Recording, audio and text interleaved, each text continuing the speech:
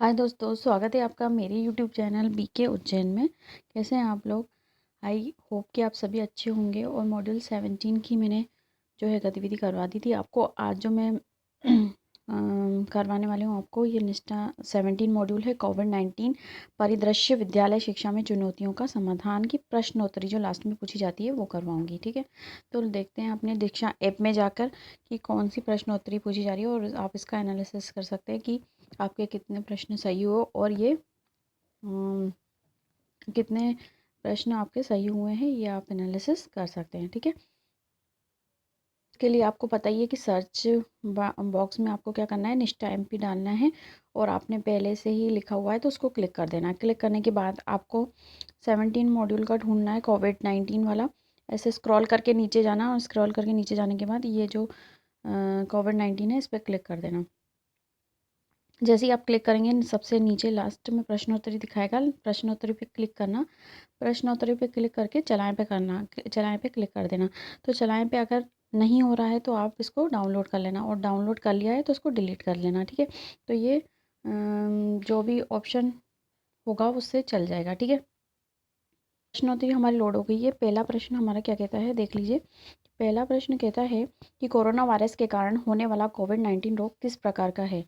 तो हमें पता है कि जैसे कि ये रोग संक्रामक रोग है क्योंकि एक दूसरे से ये फैलता है, तो ये संक्रामक रोग आ गया। बाकी सब वंशानुक्रम नहीं है, मतलब कि हमारे हेरिडिटी से नहीं आया, विटामिन की कमी से नहीं है, वो प्रजातिगत जेनरिक भी नहीं है। ठीक है, फिर इसके बाद विद्यालय में नेक्स्ट क्वेश्चन कहता है विद्यालय में सामाजिक दूरी को बनाए रखने का प्रभावी तरीका क्या है। तो आय समूह के पहला ऑप्शन देखिए, आय समूह के अनुसार वैकल्पिक दिवसीय विद्यालय शिक्षा, बोली जाने वाली भाषा के अनुसार वैकल्पिक दिवसीय विद्यालय शिक्षा। फिर थर्ड ऑप्शन देखिए, सामाजिक पृष्ठभूमि के अनुसार वैकल्पिक दिवसीय विद्यालय शिक्षा और छात्र के।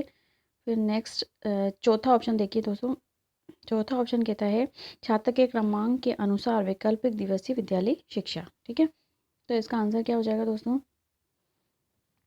तो इसका आंसर क्या हो जाएगा दोस्तों? फोर्थ वाला। क्यों? क्योंकि आयु समूह के अनुसार वैकल्पिक दिवसीय शिक्षा आयु समूह के अनुसार नहीं होती है, क्योंकि आयु वाले अलग अलग हो जाएंगे।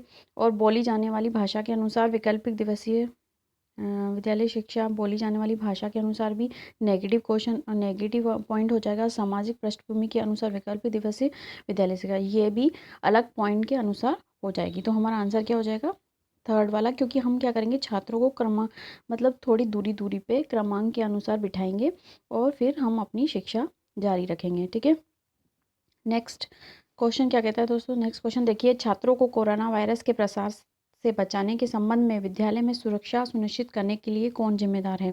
तो इसके लिए प्रधानाध्यापक जिम्मेदार है कि शिक्षक जिम्मेदार है कि माता पिता जिम्मेदार है। तो सभी हितकारी जो इसमें आ जाते हैं वो इसके लिए जिम्मेदार हैं।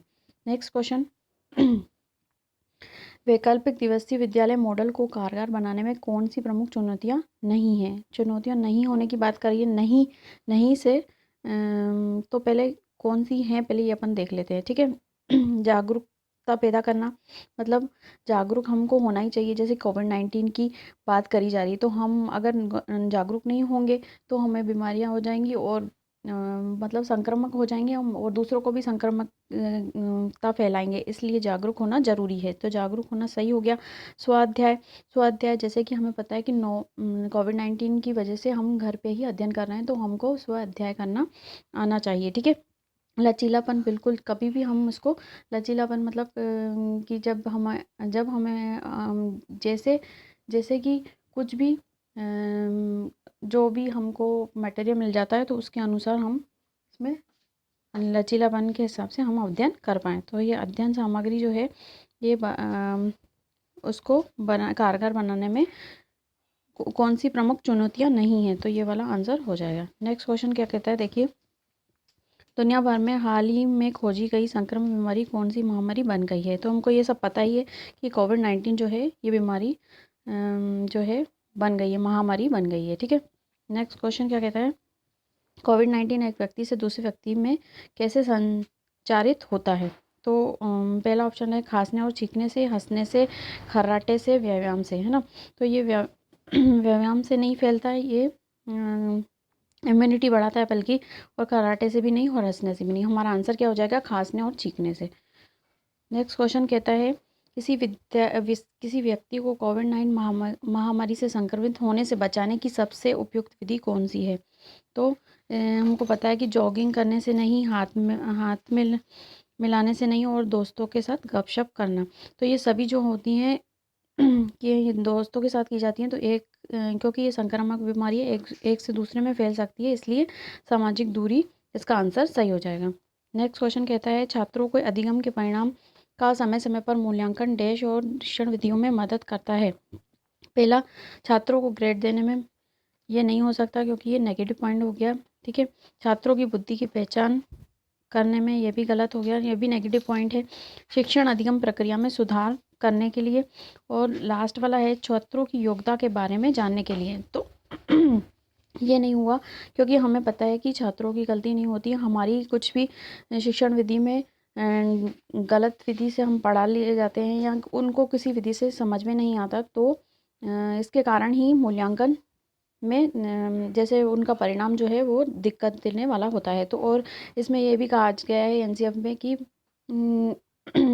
कि जो भी है बच्चे की, मतलब ये समझ लीजिए कि बच्चे की कोई गलती नहीं होती, इसमें हमारी शिक्षण अधिगम प्रक्रिया में सुधार करने की आवश्यकता होती है क्योंकि हर बच्चा यूनिक है और अपने हिसाब से सीखता है। ठीक है, नेक्स्ट क्वेश्चन देख लेते हैं। नेक्स्ट क्वेश्चन है छात्रावासियों हॉस्टलर के लिए सुरक्षित संगरोध क्वारंटीन सुविधा की व्यवस्था शुरू करने का सही समय क्या है?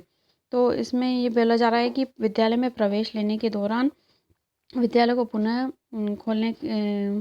खोलने से पहले, विद्यालय शुरू होने के बाद, या आवश्यकता पड़ने पर। ठीक है, तो हम मतलब जो हॉस्टलर्स हैं, मतलब छात्रावास जो हैं, वहाँ पे क्वारंटीन की सुविधा हो रही, मतलब किसी को कोविड-19 हो गया, मतलब समझ लीजिए किसी भी छात्रा को या किसी भी व्यक्ति को अगर क्वारंटीन करना है, कोविड-19 अगर उसको हो गया है, तो क्या करना पड़ेगा? जब विद्यालय बंद है तो हम उसको क्या करेंगे? ये बोल रहा है कि हॉस्टलर के लिए छात्रावासियों के लिए सुरक्षित संगरोध क्वारंटीन सुविधा की व्यवस्था शुरू करने का सही समय क्या है? सही समय क्या है?